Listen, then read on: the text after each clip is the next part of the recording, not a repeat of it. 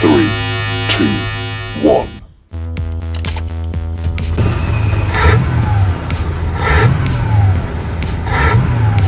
Welcome to the Vintage Vibe.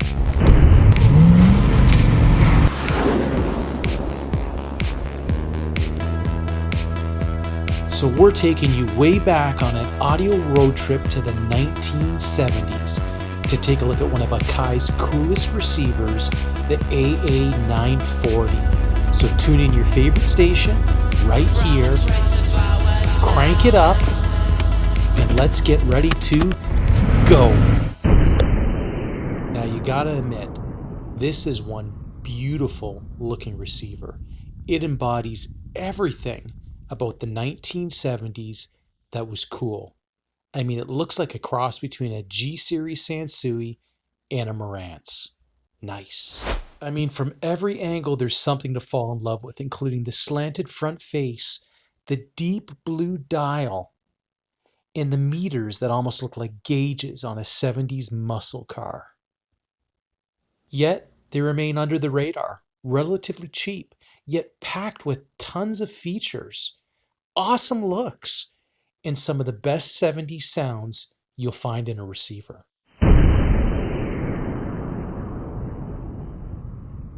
Akai, what an interesting manufacturer that's really deep in audio history. It goes a lot further back than probably most people know. Founded in 1929. I mean, we're talking, geez, I mean, there was probably Model T Fords driving around the streets at that time. So this company's been around a long time and they've produced some fantastic pieces of equipment, probably more well known in the 1970s, more than anything for their reel to reel players. Geez, like the GX 630D, for instance. They did make some fantastic integrated units as well, too, some really big and beefy units. And a little bit later, they came out with the Reference Master series of equipment, which I think was Akai's attempt to kind of make an audio comeback. This would have been late 80s, around 1990. And if you happen to have a Reference Master tape deck, you know exactly what I mean. In one of our later episodes, we'll actually take a look at one of the Reference Master integrated amplifiers that I still have today because I think it's just such a unique sounding integrated amplifier. Now, the AA940 is an under the radar unit. Again, very unusual looks, and we'll talk a little bit about some of the features, what makes it unique and special, what you can expect if you happen to find a AA940 in terms of serviceability, what you'd probably pay for one, and obviously, how does it sound? I mean, that's probably one of the most important things, which would really make us, decide whether or not we should have one in our vintage audio collection. I think this receiver was probably a bit ahead of its time, both in looks as well as, well, some of the features built in. And if looks could kill, well, you know. So, you've got provisions for speaker A, B, and C, bass and treble that can be controlled for left and right channels, low and high frequency filters, a really cool volume cutoff. We'll talk about that. Loudness, muting, your tape monitors, stereo, normal and reverse, balance, your inputs, mic, and a unique dimmer. So some of those features might seem, I don't know, common fare for the 1970s. But, after having a lot of 70s gear, you come to realize that maybe not quite the case. Now, for example, having the ability to control bass and treble for both left and right channel, for instance. Considering the 1970s, were wildly decorated for the most part, you probably had some interesting furniture in your room. And sound interacts with the environment, so it is a unique feature to be able to tweak the sound of your receiver according to the room. Another thing that you don't commonly see is provisions to be able to control 3 sets of speakers. Now, you couldn't use all 3 of them at once, you could use 2, but the receiver is 4 ohm stable. Again, something that, is kind of a testament to the build quality of the Akai. Another feature, which again might not seem very useful today, is the high and low filters. But in the 70s, particularly, considering the prime medium was still vinyl, you'd want to have some sort of low pass filter to be able to cut out potentially any sort of rumble you get through record playback. Again, a little more common with record players of yesteryear as opposed to today, especially if it wasn't a high-end record player. Another feature you don't normally see on receivers would be provisions for mic inputs. Now, some receivers did have them. The Akai happened to have left and right channel. And remembering that people really did like to make home recordings back then, because it would be just kind of precursor to things like the video camera. And it was probably a blast on a Friday night to be able to get out your microphone, put on your favorite cassette, and sing along. There is one other or two other features on the Akai that are worth mentioning. One we'll talk about in greater detail in a moment, which is a volume limiting kind of thingamabobby, we'll call it.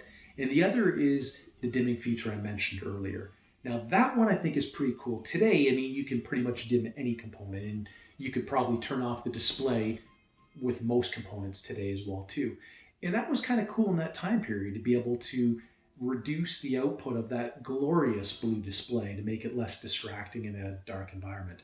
It also has the unique ability to reduce the voltage going to those bulbs, which would essentially prolong the life of the incandescent bulbs.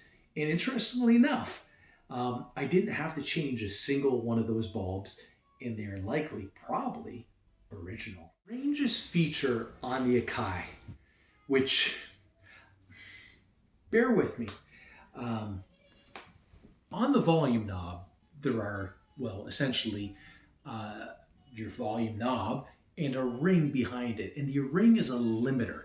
So you would basically take the ring and you would turn it to whatever position you wanted, which would be the maximum allowable volume. Which would mean if you turn the volume knob, it would hit basically that point where the limiter is set, and it wouldn't turn any further. Now, I don't know if this was meant for teenagers, because as a teenager, I would very easily figure out how to turn the ring further forward. I don't know if this was meant for people that were fumbling around in the dark and accidentally turned the volume knob all at once to ear bleeding levels, but it just seems like an unusual feature on a very unusual looking receiver. We're just joking. Nothing to worry about here. Nothing at all. And there's our dimmer control. Now it is much more noticeable, obviously, in the dark. And a little thing to mention here, the tone controls, they do tend to kind of stick. You can see I went to kind of grab it there behind, and it just give me a little resistance. And last but not least, let's just take a peek at the speakers. I want to show you on the display that they do light up A, B, and C, kind of similar to the Pioneers do. Okay, and you can see AC outlets. You can see we've got 75 and 300 ohm antenna inputs. I love this for a receiver. We don't always see pre-outs or main ins, so we can use the preamp or the power amp separate. And we have an odd kind of DIN connector there. Now, talking about odd connections, these are your speaker jacks, and I'm going to show you in a moment just kind of what you need to make them work. You're going to need one of these, and it will kind of plug in like right there we go. And I think I've got one more here to show you. Put that in. There we go. And you can see I've marked mine with a little bit of red paint, so I know my positives and my negatives. I'm going to take those out right now, and these are getting a little more tricky to find, so if you do buy one, make sure you get them. And there is a separate adjusting pot here for the MPX. And there you go. There you have it. As for service, probably expect to replace a set of relays, kind of like the ones pictured here from my Akai AM73. Be prepared to also get in there and clean some controls and protect them, just like in this shot here. And lastly, be prepared to be blown away. This is it's a treat to listen to. Let's just call it as it is. It is not typical 1970 fare. In fact, this may be one of the earlier examples of a DC output amp being used in a receiver. It definitely does not sound how it looks. Now, keep in mind, a lot of receivers at this time in the early 70s were capacitor coupled. They were more romantic sounding and more syrupy sounding. In fact, side by side, a Marantz 2240, I know it was a 45 I was comparing it to at the time. The Marantz definitely had more bottom end to it, and the mid range was more, it was thicker, as you'd kind of expect a Marantz to sound. This, though, with an FM tuner attached and with its own tuner, inside, it displayed more air. Is a good way to put it. It was lighter sounding. It was wider sounding. There was a little more stereo separation to it, and it just sounded more realistic. And I think that's what Akai was going for. Is they were employing a newer technology that had wider dynamic range. This is a quicker sounding receiver. It is more accurate sounding, and it is just not what you would expect. It actually, my reference master, the one I have today, sounds more similar to it than you could probably imagine. So, be prepared to be amazed. It's a great sounding receiver. And the bass controls do not over exaggerate things. The preamp section is, I think, probably built pretty well because it doesn't add a lot of coloration to things. Maybe people weren't ready for this sound at the time because Akai didn't seem to sell a lot of these. And what can you buy one for today? Well, you could probably still snag one of these for $250 to $350. I think I sold mine just over $400, which I thought was really a buy for a receiver that sounded this good. So does it deserve a place in your vintage audio collection? That's a resounding yay. If you can find one, go get yourself one. And here's one last look at this beauty. Don't forget to like and subscribe, and thanks for joining us here on the Vintage Vibe.